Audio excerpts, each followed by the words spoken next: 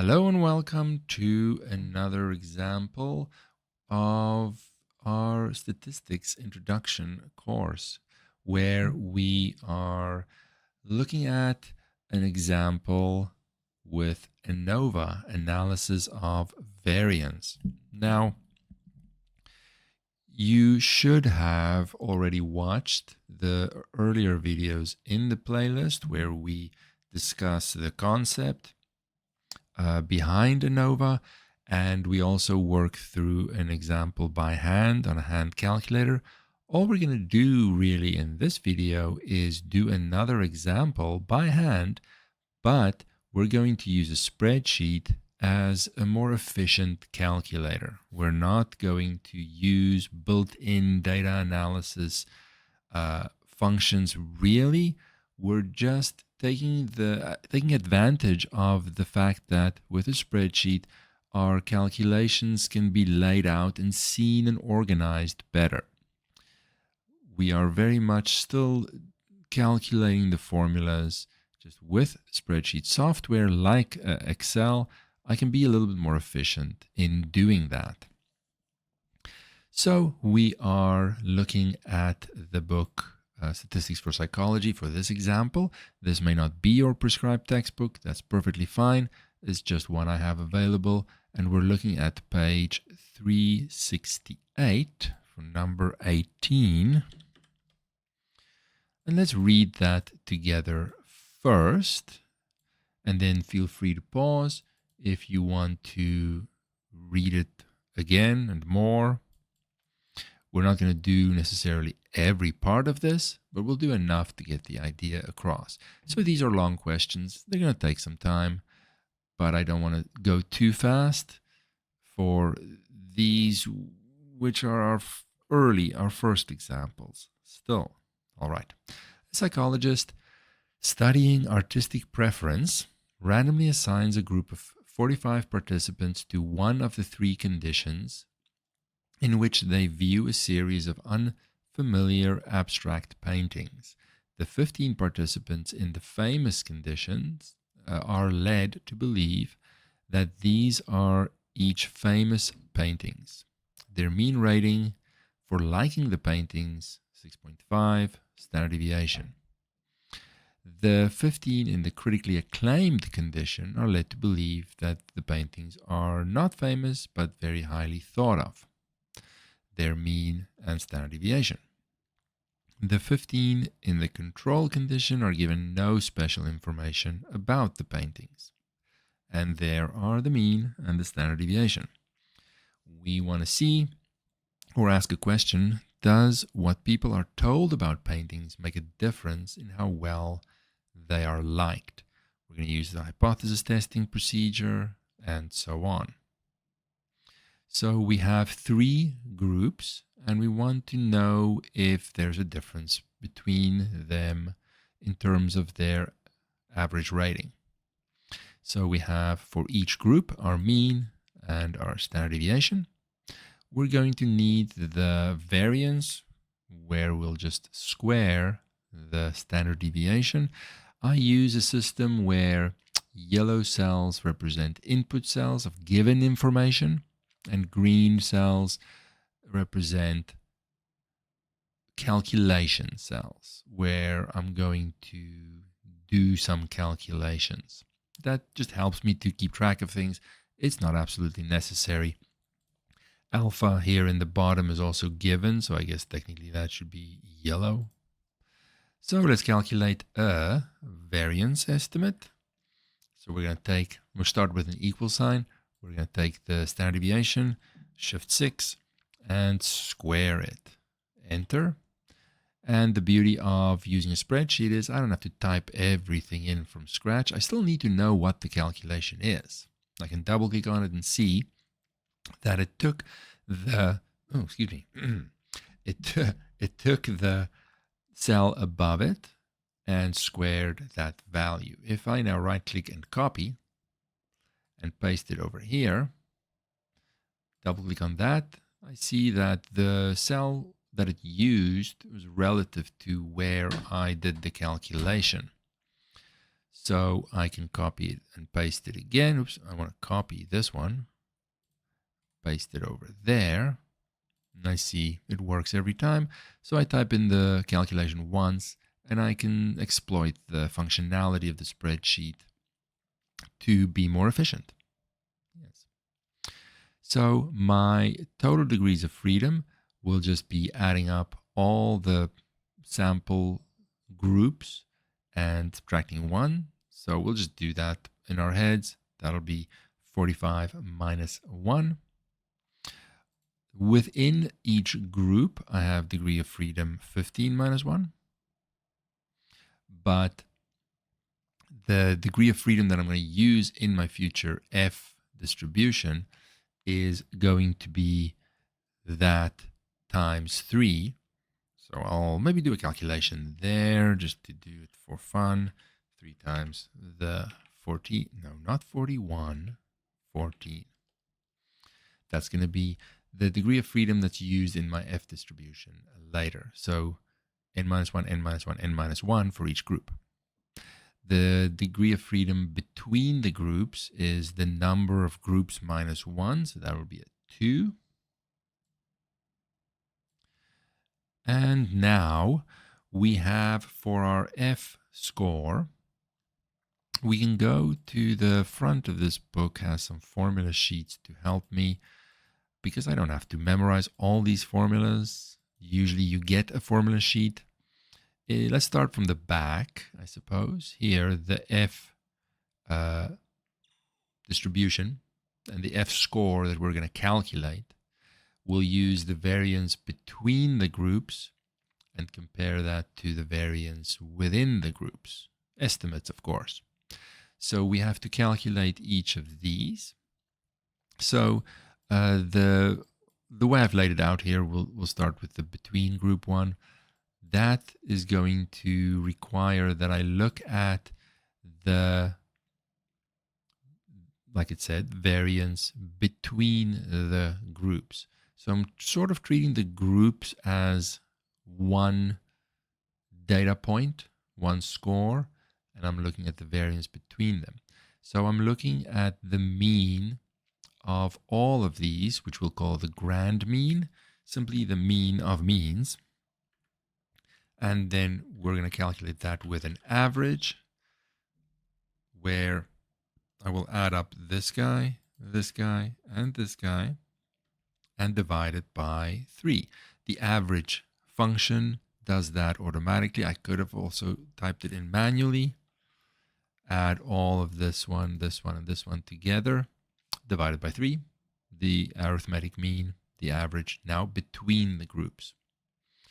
Then we want to calculate the distribution, or the variance estimate of how these means are distributed by looking at the square deviations from this grand mean. So my mean for each sample is sort of like the data point, and then divided by the degrees of freedom between, which is the number of groups minus 1.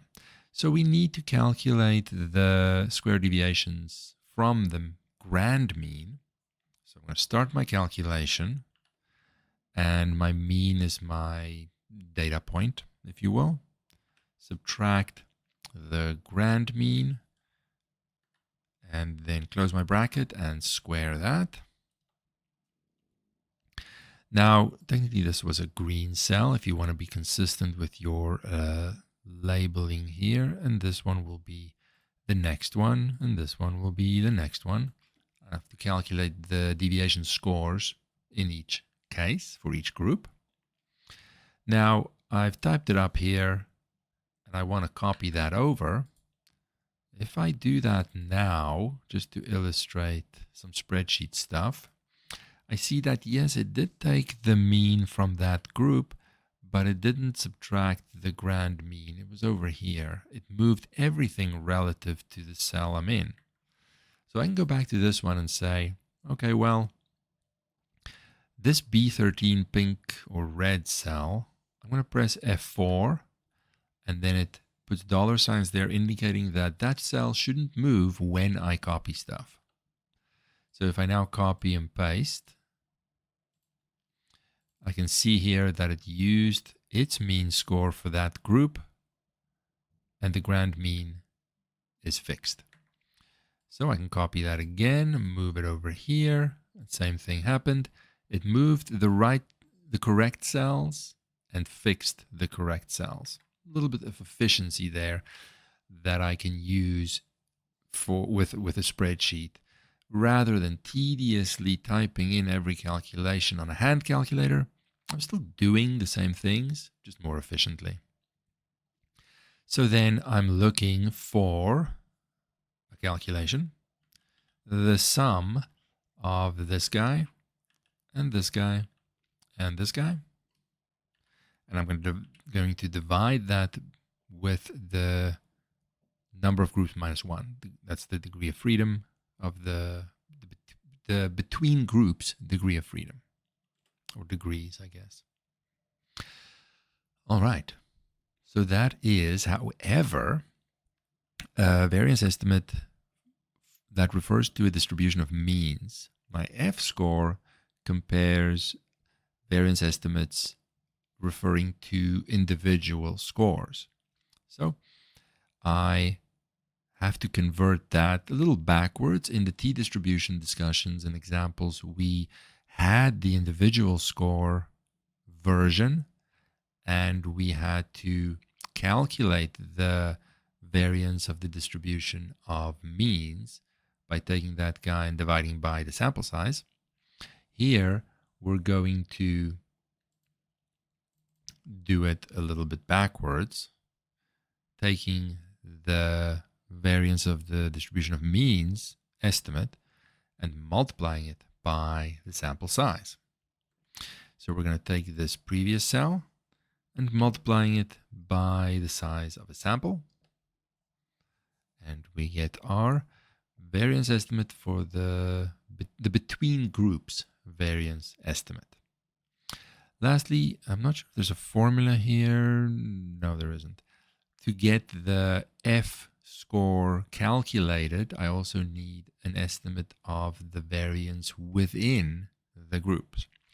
Now I have a variance for each of the groups, and in that case, to get a better estimate, I'm just going to average these out. Now let's suppose, I know what I want to do, but I'm not sure what the function is. You can go up here and insert a function and search. I think I want to calculate an average. So I'm going to go and search for average. And there's a bunch of options here with descriptions, and you can find that that first one is the one I'm looking for. And then it also guides me through, what do you want to average? Well, I want to average the variance and this variance and this variance. And it will, oh, why did I put it over there? That's unfortunate. And it will add them up and divide by how many there are. Let's just do it in one line. Average of this one and this one and this one. So you do have options. If you can't quite remember what the function names are, you can search for them as well. So now the F-score we can calculate as the between groups estimate divided by the within groups estimate. So that's a very simple calculation. Whoopsie, not Alt. Where did I press Alt? Get away. Equal sign, between divided by within. So my F-score is that guy. Let's visualize that. Now this is, maybe I forgot to mention, the hypothesis test, or the hypotheses here in my hypothesis test. The null hypothesis is that all the means are the same for the populations, the respective populations. And the null, and the research hypothesis is that some things they're not all the same. Maybe it's just two of them that are different. Maybe all three of them are different. I don't necessarily know at this stage. I'm just trying to establish, is there evidence to suggest it is different somewhere? So my F distribution is what we're going to use. Let's visualize that over here. That's somewhat of a straight line. So we have our F distribution, something like that. Just a rough visualization, right? It's always a one-tailed test. So my F score is currently sitting over here somewhere. So let's call that F observed, and that is 8.76, we'll say. All right. No, I lost it. Oh no, it's gone. Well, we're going to redraw it in a second.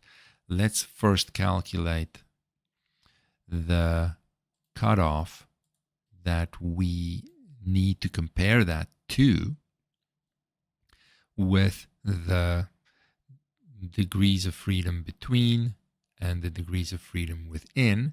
Now, normally you can look in a book for a table of all the F distribution values, but spreadsheet software like Excel has that built in and more accurately as well, because the book often has to summarize it for space reasons. Except I don't want to put it there. I want to be in that cell. So I'm going to go search. I'm not sure what the function is called. Let's search for F distribution. I know it's very small there. I can't make those bigger. And there's a whole bunch of distributions. We're going to go down to F. So the F distribution will take an X value and give me the cumulative probability. We want the inverse of that. It says left-tailed here. It should always be right-tailed. So it's going to take a probability and the 2 degrees of freedom to give me what that cutoff is. So my probability is 0.5. First degree of freedom is the 2, the between, and then the within. So I just reference the cells that have them all already stored. 3.22-ish. So now let's visualize this again. I lost my first drawing, but that's okay. In a test, you usually have to have a rough drawing of what this looks like. Something like that. So we had our observed, F observed here at 8.76-ish. Our cutoff, let's make it green, sits over, let's put it over here. F cutoff, 3.22, let's say. So that this area over there is my alpha of 5%. So now the evidence suggests that the ratio of these between and within groups variances are quite extreme, that if they were all the same, we would expect some variation, sure, but nothing that extreme. Though it isn't impossible, it's very unlikely to get. So we'll conclude that that is strong enough evidence to suggest that there's probably some difference here between the groups. So let's write that down. Now we can write that down in a variety of ways. We'll just start by saying since F observed is greater than F cutoff, we're going to reject the null hypothesis. It's also good to rephrase that in words that the question used. So the question was on page 368. I know I'm writing on the screen there, but we can look past it. Number 18, what was this about? This was about being told different information. different information about the paintings and then rating. What was the rating about? Just how they feel about it? Why can I not find it? Rating for liking the paintings. So now in these words, we can say it a little bit more casually. The evidence is strong enough to suggest that there is a difference in, let's say, the liking scores or ratings depending on the information provided to the people. Something like that, right? Something that refers to the actual problem. Because very often the person that has this question, they're not that well versed in the statistical analysis language that we're using. They just want to know the answer. Is there a difference here? So just saying, oh yes, we reject the null hypothesis, they don't understand what that means necessarily. So you have to be able to explain things in a different, in different levels, on different levels, with different languages in a way. So what is our, let's get rid of this picture. I think we're done with that. We have another question here. We've sketched it. Effect size, yes. Oopsie, I'm still in the drawing mode. There we go. Effect size. Now, that is not on the formula sheet, but it is in your book. In this book, it's on 345. Is that page 345? That is not where I want. Oh, down here. My effect size has different names. One is R squared, and there is the formula. I'm just going to drag this to my other screen so I can look at the formula as well, because it is a little bit more involved. But I'm just copying it. I'm just calculating it here. The between groups estimate times the degrees of freedom between, divided by two things being added together. So I'm going to have some brackets there. I'll go inside the brackets. Then it's the same one. So the blue times the pink, plus the within groups estimate times the within groups degrees of freedom. There we go. Let's move that back in case I need it later. And we get a 0.29-ish. Now that I'll show over here. Let's just interpret that here. Is the proportion of the total variation of scores from the grand mean, so between the groups, accounted for by the variation between the groups and not within, because there's always going to be some variation within. How much is accounted for between the groups? Now, because our evidence was strong that there is a difference between the groups, some of the variation we observe comes from that between the groups variation, as well as naturally within the groups.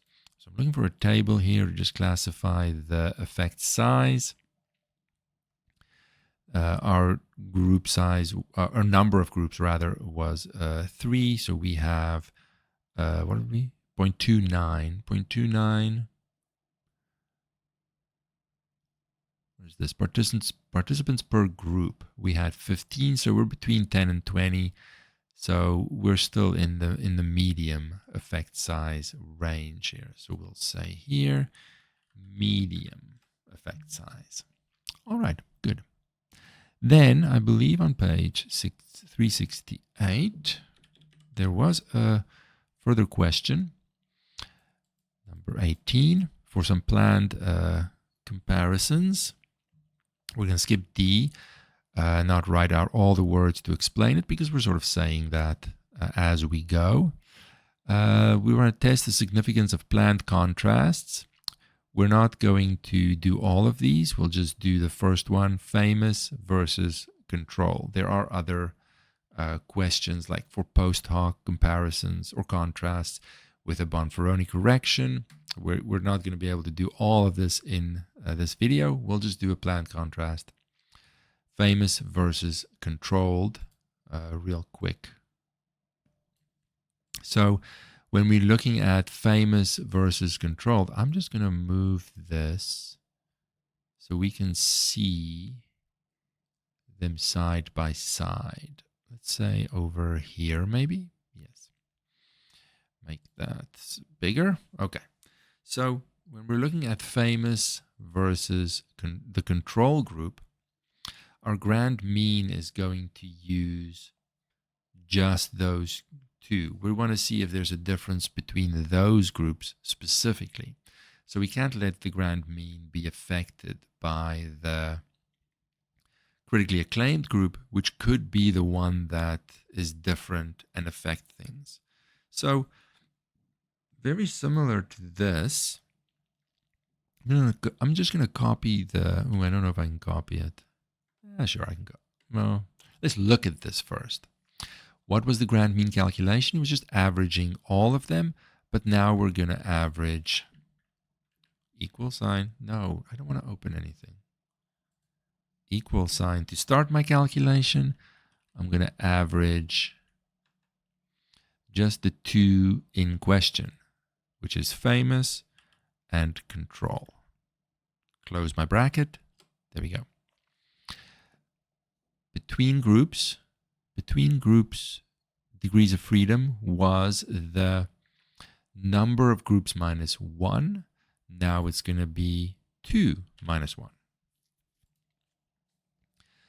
The variance of the distribution of means estimate used the square deviations for all the groups in question divided by the number of groups minus 1. Now we'll do the same thing, but just for the groups that we're investigating. So we're going to add up the square deviations for the famous group and the control group and divide that by the degrees of freedom. I know that's just 1, but still. And we get our updated value. Then remember that the between groups variance estimate took that previous variance of the distribution of means and multiplied it by the group size. We'll do the same. Take that, multiply by the group size of 15. So we get our first part of the F, or the top of the F score calculation. Within the estimation for the variance within the groups, under the null hypothesis, we assume they're all the same. We will take the best variance estimate, which is still the same as before. So it'll still be this 12.7. So I'm just going to put it in my list and just reference this. No new calculation because we've calculated it before. Now my F score is between divided by within. Why did it not like that? Oh, not the actual words. Yes. Between divided by within. And I get a 10.3655. My alpha is the same. It's a planned contrast, not post hoc. My cutoff is going to be this. Oh, it's not a 2 now, it's a 1. The degrees of freedom between have changed. So we're going to have to go and look that up. What is my cutoff now? Well, I have the recently used functions in this list, so I don't have to go and search for it again. It's right there. F inverse right-tailed. My probability is 0.05. Degrees of freedom is the updated 1. Other degrees of freedom is the same, the 42. The within groups estimate doesn't change, so I get a 4.07. Now we can draw it again, but we see that the F observed is greater than the F cutoff. So I'll just copy this. It's the exact same, but our null hypothesis was, I guess, technically different here, right? Null hypothesis. No, I copied it. Copy, paste. Null hypothesis was between groups 1 and 3 only. So we can say here that the evidence is strong enough. Evidence, or let's just say suggests that there is a difference in rating when people are told it's from a famous artist. So you can use your own words here, but I want to be able to not only make the conclusion in terms of my hypothesis testing language, but also in the language of the question. All right. So that was us working through another ANOVA example, sort of by hand with the luxury of a fancier calculator, really. But it's definitely not using statistical software to do it for me. Still have to know the formulas, how to use them, and so on.